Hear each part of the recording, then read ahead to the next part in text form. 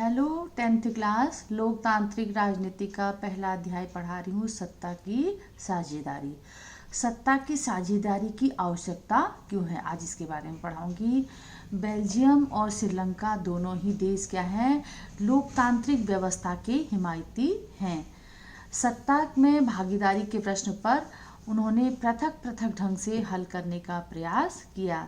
Belgium के नेताओं को लगा कि विभिन्न समुदायों और क्षेत्रों की भावनाओं का आदर करने पर ही देश की एकता संभव है।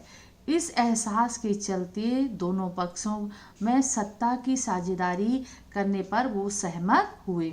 और इसके ठीक विपरीत श्रीलंका ने क्या किया, इसके ठीक उल्टा रास्ता अपनाया। यह टकराव गृह युद्ध में परिणत हुआ और परिणाम स्वरूप क्या है, दोनों पक्षों के हजारों लोग मारे जा चुके हैं। अनेक परिवार अपने देश से भागकर शरणार्थी बन गए हैं। इससे कई गुना ज़्यादा लोगों की रोजी रोटी चौपट हो गई है। इन्होंने, श्रीलंका वालों ने सत्ता का बंटवारा सही से नहीं किया। इससे यह पता चलता है कि अगर बहुसंख्यक समुदाय दूसरों पर प्रभुत्व कायम करने और सत्ता में उनको हिस्सेदार न बनाने का फैसला करता है तो इससे देश की एकता संकट में पड़ जाती है। इस तरह क्या है, सत्ता के विभाजन के पक्ष में दो तरह के तर्क प्रस्तुत किए जा सकते हैं। पहला है, सत्ता का विभाजन ठीक है क्योंकि इससे विभिन्न सामाजिक समूहों के बीच टकराव की आशंका कम हो जाती है।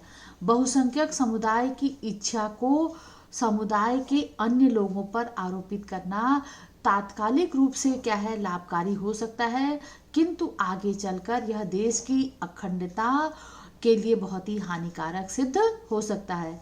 बहुसंख्यक समुदाय का आतंक मात्र अल्पसंख्यकों के लिए समस्या उत्पन्न नहीं करता, बल्कि यह क्या है, बहुसंख्यकों के लिए विकट समस्या भी उत्पन्न कर देता है। दूसरा पॉइंट है, सत्ता में विभाजन क्या है, लोकतांत्रिक व्यवस्था के लिए उचित है। सत्ता की साझेदारी वास्तव में लोकतंत्र की आत्मा है।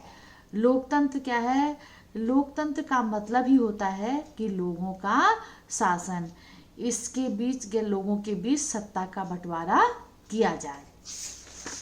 इस प्रकार क्या है, अब ये प्रश्न है बच्चों, इस प्रश्न का उत्तर लिखना अपनी कॉपी में।